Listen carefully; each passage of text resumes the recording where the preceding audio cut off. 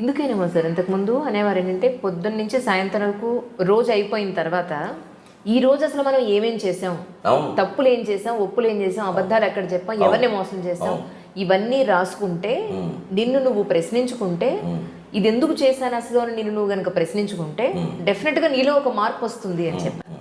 వస్తుంది, ఖచ్చితంగా వస్తుంది. అడిగితే ఈ రోజులు పరిస్థితులను బట్టి రాసుకోవడం కంటే మనసులో ఆలోచించుకోవడం మంచిది. రాసుకున్నది ఎవరికైనా దొరికితే ప్రమాదం. ఇప్పుడు మనకేదో ఒక చెడు ఆలోచన వస్తుందండి, అదేం మనం ఆచరణలో పెట్టాం, గాలివాటం ఆలోచన. అది రాసేసామనుకోండి, ఎవరో పక్క వాళ్ళు ఎవరో చూస్తే అది ప్రమాదం. ఇంత దుర్మార్గంగా ఆలోచిస్తున్నావా అంటారు. ఆలోచనే రాకూడదంటే అలాగా.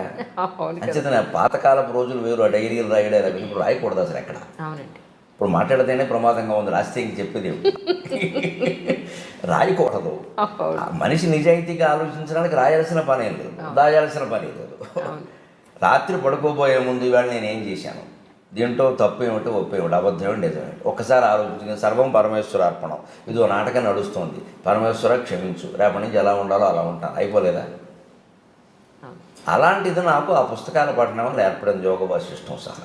అలాగే 8:30కి నాకు పొద్దున్న దినచర్య అనుకున్నాం కదా, 8:15కి అయిపోగానే అప్పుడు కాఫీ. అప్పటికి ఈవిడ అంటూనే ఉంటుంది పాపం, రోజు మాకు మీకంటే ముందు తాగుతున్నాను, మీకంటే ముందు తాగుతున్నాను, ఇదో పాపం ఉంటుంది. నేను దానికి ఒక పరిష్కారం చెప్పాను, మళ్ళీ భర్తతో రెండోసారి తాగితే ఆ పాపం పోతుందని చెప్పాను.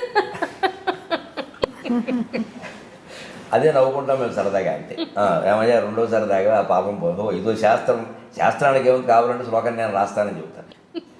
సరదాగా ఏముందమ్మా, 8:30కి ఇద్దరం కూర్చొని కాఫీ తాగుతాం, కాసేపటికి అల్పాహారం సిద్ధం చేస్తాం, అది తినేస్తాం. 9ంటికి సరిగ్గా నేను దినపత్రిక పట్టుకుని కూర్చుంటాను.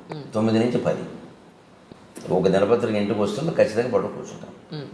ఆ పత్రికలో అంతకుమించి మాత్రం చదవక్కర్లేదు, ఒకసారి ఒక 10 నిమిషాల ముందే అయిపోతుంది. అవి చదువుతాను. ఏదైనా మనకి గ్రహించాల్సింది ఉంటే గ్రహించాలి, లేదా ఒకవేళ చెప్పాలి సభలో కానీ ఇంకో టీవీలో కానీ చెప్పాలంటే తప్పనిసరి అయితే చెప్పడం, లేకపోతే వదిలేయడం. ఇదివరకు కూడా ఏదో విశేషమైన వార్తలు చెబుదాం, అలాగా సంచలనం అన్నట్టుగా మనస్సు ఆలోచించేది. కానీ ఆధ్యాత్మిక పరిపక్వత కారణంగా ఈ మధ్యన మనసు ఆ సంచలనాల గురించి ఆలోచించట్లేదు అసలు. అది పూర్తిగా 100% అవసరం, ఉపయోగపడుతుందంటే చెబుదాం, లేదా వద్దు. ఎందుకంటే ఇవన్నీ నిందించడం వల్ల, విమర్శించడం వల్ల కలిసి వచ్చేది ఏం లేదు, ఎవడూ మారడం, మనకు శత్రువులు పెరగడం తప్ప దానివల్ల కలిసి వచ్చేది. అది కూడా అర్థమవుతుంది, క్రమంగా అర్థమవుతుంది. ఇప్పుడు ఆ వ్యక్తిని విమర్శించడం కాదు, ఆ వ్యక్తిలో మార్పుకు మనం కూడా అవకాశం ఇవ్వాలి ఎవరికైనా. 10ంటికి అయిపోయినందుకు 10:30 ఖచ్చితంగా నేను చేయదలుచుకున్న వాళ్ళందరికీ ఫోన్లు 10:30కి చేస్తాను ప్రతిరోజు. ఇంకో సమయంలో నా నుంచి ఫోన్ రాదు, ఖచ్చితంగా 10:30 ఉదయం 10:30, రాత్రి 8:30. నేను ఎవరికైనా చేయదలుచుకుంటే నా దగ్గర నా జేబులో ఉండే కాగితం మీద ఎవరికి ఫోన్ చేయాలో రాసుకుంటాను, నేను వెంటనే చేయను, ఇక్కడ రాస్తాను. ఇదొక బుక్లెట్, 8 పేజీలు ఉంటాయి ఇందులో. ఇది కూడా ఇది వాడేసిన రైల్వే టికెట్, వేస్ట్ వృధా చేయకుండా ఇది 8 మడతలు పెట్టి దీనికి నెంబర్లు వేసి దీని మీద ఎవరో వెంకట్రావుకి ఫోన్ చేయాలి, వెంకట్రా అని రాసుకుంటాను నేను. అది పొద్దున్న 10:30కైనా చేస్తాను, ఎందుకంటే ఆయన ఆఫీసులో ఉంటే దొరుకుతాడు.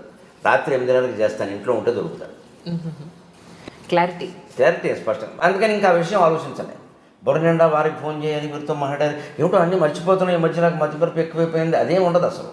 మనం దానికి పని చేయక ఖచ్చితంగా 10:30కి మంచినీళ్ళు తాగి 2 గంటల పోసా 2 గ్లాసులు నీళ్లు తాగుతాను ఖచ్చితంగా. పొద్దున్న 6:30, 8:30, 10:30, 12:30, 2:30, 4:30, 6:30, 8:30, రాత్రి 10:30 ఖచ్చితంగా 2 గ్లాసులు నీళ్లు తాగాల్సిందే. రోజు అయ్యేసరికి 15-16 గ్లాసులు నీళ్ళు అవుతాయి. దానివల్ల ప్రయోజనం ఏంటంటే ఆరోగ్యపరంగా నేను అనుభవించి చెబుతున్నాను. ఎటువంటి ఏదైనా ఆహారాల్లో తేడాలు ఉన్నా, పాడాలు ఉన్నా, అరగరాళ్ళు పేరుకునే సమస్యలు లాంటివి ఉన్నా మొత్తం కొట్టుకుపోతాయి. మనం తాగేటువంటి నీరులో స్థూల భాగం ఎప్పుడూ మూత్ర విసర్జన రూపంలో వెళ్ళిపోతుంది, సూక్ష్మ భాగం రక్తంగా మారుతుంది, అతి సూక్ష్మ భాగం ప్రాణవాయువుగా మారుతుంది. అతి సూక్ష్మ భాగం నీరు తాగితే ప్రాణవాయువు ఉంటుంది. ప్రాణం ఎప్పుడు నీటి మీద ఆధారపడింది, అన్నం మీద కాదు. అన్నం మానేసి ఉండొచ్చు, నీరు మానేసి ఉండదు. నీరు మానేసి ఉంటే ప్రాణం కూడా పోతుంది. అందుకే ఎంత నిరాహార దీక్ష వాడైనా పాలు కానీ, మజ్జిగ కానీ, నీరు కానీ తాగుతారు. తాగితే కొంతకాలం గెంటిచ్చు. అలా నీరు తాగుతాను ఖచ్చితంగా. నాకు 10:30కి నీళ్లు తాగేసి అప్పుడు ఈ ఫోన్లు చేసేసి మన కార్యక్రమాల గురించి రిజర్వేషన్లు చేయాల్సిన ఉంటాయి కదా, ఏమన్నా అంటే నేనే చేసుకుంటాను, కార్యకర్తను చేయమని చెప్పను. ఎందుకంటే వాళ్ళు మనకి తర్వాత ప్రోగ్రామ్ ఎక్కడ ఉందో వాళ్ళకి తెలియదు, వాళ్ళు ఊరికి చేసేస్తారు. మళ్ళీ అక్కడి నుంచి ఇంకో ఊరు పక్క ఊరు వెళ్ళాలంటే ఆ షెడ్యూల్ నా దగ్గర ఉంటుంది కాబట్టి చేసుకుంటాను. అక్కడికి ఆ పని అయిపోయింది. అప్పుడు ఖచ్చితంగా టీవీకి ఏమన్నా తయారవ్వాలా, సాయంత్రం సభ ఉందా తయారవ్వాలా, ఆ తయారవ్వాల్సి ఉందంటే తయారవుతాను. 10:30, 12:30 సమయం. 12:30 ఖచ్చితంగా గంట కొట్టేసినట్టుగా తిరుగు లేకుండా 12:25కి వచ్చి గురువుగారు భోజనానికి రావచ్చు అంటుంది అంతే. మేడం అండి మిమ్మల్ని గురువు గారు అంటారా? అంటారు. ఎందుకో? ఎందుకంటే రావండి అడగండి. ఏమండి ఎందుకు అంటే చాలా నేర్చుకున్నాను అందుకని మా గురువు గారు ఆయన నుంచి చాలా నేర్చుకున్నాను. అవునా? అందులో ఏం నేర్చుకున్నారు? ఒక్క పాయింట్ మాకు. అవి చెప్పేవి కాదు, అలాగా సహజంగా జరిగినవి అంతే. సరే 12:30కి భోజనం అంతే. పెట్టేస్తే ఖచ్చితంగా 45 నిమిషాలు భోజనం చేస్తాను. 1:15 వరకు నవ్వులుతూ ఉండాల్సిందే. ఓకే. 3 ఐటమ్స్ మించి భోజనంలో ఉండవు. 4వది ఉంటే ఆవిడ తినాల్సిందే. 3 ఐటమ్స్, 3వది మజ్జిగతో కలిపి 3. మజ్జిగతో కలిపి. ఓహో. ఫర్ యువర్ మజ్జిగతో కైండ్ కలిపి 3. ఇన్ఫర్మేషన్, ఎంత కాలం మజ్జిగతో నుంచి 3. ఇలాగా? 15-20 ఏళ్ళు బట్టి. అంతే. కనీసం 10 ఏళ్ళు బట్టి ఆ నియమం ఖచ్చితంగా. తర్వాత పప్పు, కూర, మజ్జిగ లేదా వేపుడు, పచ్చడి, మజ్జిగ ఏదైనా సరే 3 మజ్జిగతో కలిపి. 4వది ఉంటే ఇందులో ఒకటి తగ్గించేస్తాను, అన్నం తగ్గించేస్తాను. మొత్తం మీద అన్నం అంతకుమించి వెళ్ళడానికి వీలు లేదు. అందుకని నాకు షుగర్ ప్రాబ్లమ్స్ అవి ఏం లేవు. తినవలసింది తింటాను. ఖచ్చితంగా పొద్దున ఒక్కసారే కాఫీ, సాయంత్రం 4:30కి టీ, మధ్యాహ్నం భోజనం చేసి గ్లాసు మజ్జిగ తాగుతాను, రాత్రి పడుకోబోయే ముందు గ్లాసు పాలు తాగుతాను. ఒకసారి పాలు, ఒకసారి మజ్జిగ, ఒకసారి కాఫీ, ఒకసారి టీ. 4 సేవించినట్టు అయింది. ఏది ఎక్కువ కాలేదు. అన్ని రుచులు తెలిసాయి. ఎప్పుడు కావాలంటే అప్పుడు వదిలేయచ్చు, సమస్య అంతే. ఎక్కువ అలవాటు పడ్డామనుకోండి, నాకేమిటో కాఫీ లేకపోతే తోచట్లేదు, ఏమీ లేదు, నాకు ప్రపంచం అంతా లేకపోయినా నాకు తోస్తుంది. ఈ ప్రపంచం అంతా శూన్యమే, నేను ఒక్కడినే అంటార్కిటికా ఖండంలో నన్ను వదిలేస్తే హాయిగా గడిపేస్తాను, ఏమి ఇబ్బంది లేదు. ప్రాణంతో ఉంటే సార్ అక్కడ నీళ్లు దొరికితే ఏదో మారేడాకులు దొరకపోని అవుతాం. వారు ఉండాలి, వీరు మాట్లాడాలి, అసలు ఆ సమస్య లేదు. అదే వేదాంతం ద్వారా నేర్చుకున్నాను. యోగ వాసిష్టం నాకు నేర్పింది. నీతో నువ్వు మాట్లాడుకో, నీతో నువ్వు ఉండు, ఇంకోరు ఉండాలని ఎందుకు అనుకుంటున్నావు? ఇంకోరు ఉండడం అంటే మనం తప్పించుకొని బయటపడుతున్నాం. మన నుంచి మనం తప్పించుకొని బయటపడుతున్నాం. అదేదో కాలక్షేపం, వారేదో పోగొట్టడం, తిట్టడం, విమర్శలు, ఇవన్నీ ఇంకేది పీకానామ లాగానం, ఎలక మీద పిల్లి, పిల్లి మీద ఎలక, ఎప్పటికి తెమలో ఇవి. అప్పుడు ఈ కాలక్షేపాల కోసం వచ్చరికి తోడు, నీడ, దూడ, పేడ అన్నీ తయారైపోతాయి. ఇందులో ఎవరు లేకపోయినా మనం తట్టుకోలేని పరిస్థితి వస్తుంది. ఇదంతా బలహీనతే, మనం ఏదో గొప్పగా చెప్పొద్దు దాన్ని. నాకు నలుగురు ఉంటే కానీ తోచదు, అదో వ్యాధి. డాక్టర్ చూపించుకోవడం మంచిది. ఎందుకు తోచదు? నలుగురు ఉన్నా తోచాలి, ఒక్కరే ఉన్నా తోచాలి, 1000 మందిలో ఉన్నా తోచాలి, శ్మశానంలో ఉన్నా అదే తోచాలి. అదే వేదాంతం. మన స్థితిలో మనం లేవు, అందుకే తోచదు. అందుకే మనిషి తనలోకి తాను చూసుకోవాలి, లోకం అంతటా మార్చుకుంటూ కూర్చోవడం కాదు. మధ్యాహ్నం ఖచ్చితంగా 1:15 అయ్యాక అప్పుడు సరిగ్గా 15 గంటల సేపు అటు ఇటు నడుస్తాను. బయట ఆరేసిన తువ్వాలు లోపలేస్తాను, అదో క్రమశిక్షణ. పొద్దున స్నానం చేసి ఆరేసాం కదా, ఆ తువ్వాలు లోపలేస్తాను. అవన్నీ నేను చేసుకుంటాను. ఆ పనులు 15 గంట పడతాయి. 1:30కి పడుకుంటాను, 2:30కి లేస్తాను. ఫోన్ కట్టేయడమే, సైలెంట్లో పెట్టడం ఉండదు. సైలెంట్లో పెడితే ఎవడో చేస్తాడు, అక్కడ ఉంటుంది, అక్కడ మళ్ళీ నాకు చేయలేదంటాడు. అటువంటి అవకాశం ఎవరికి ఇవ్వను, స్విచ్ ఆఫ్ అంతే. మళ్ళీ ఆయన చేసుకోవలసిందే.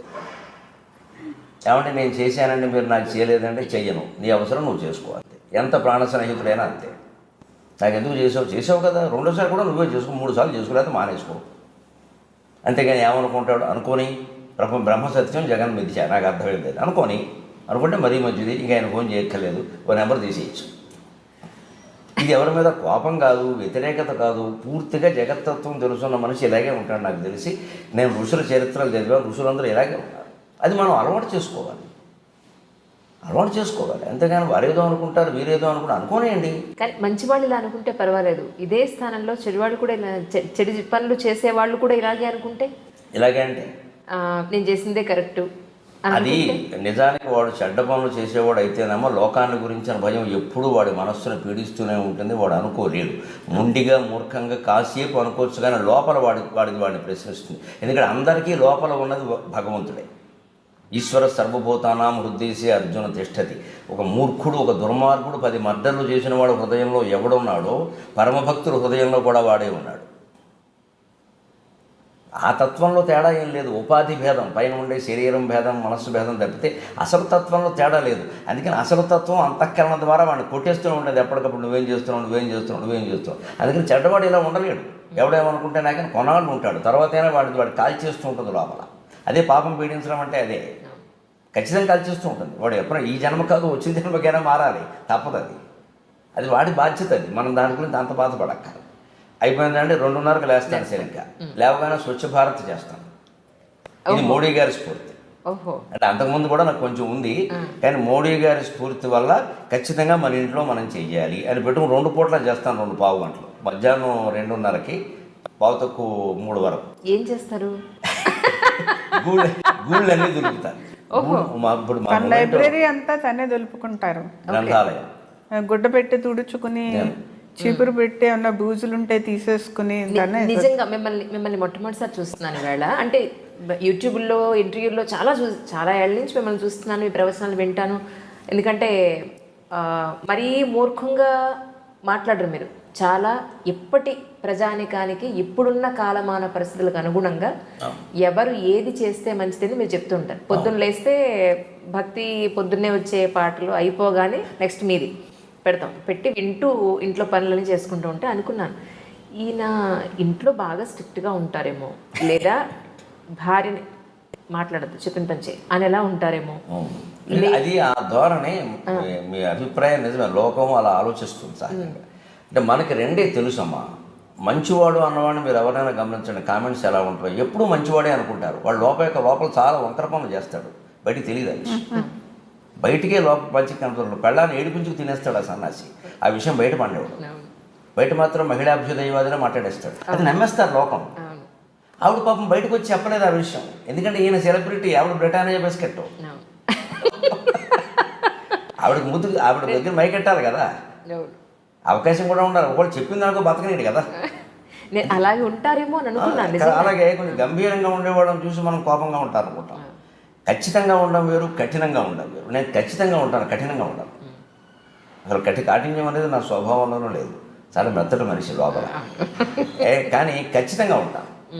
ఈ సమయానికి ఇది అన్నప్పుడు ఎప్పుడైనా ఈ పూట ఏముందో 1/2 గంట ముందు తినచ్చు కదా అంటే, ఆ మాత్రం తినకపోతే ఏమైందని ఖచ్చితంగా అంటాను.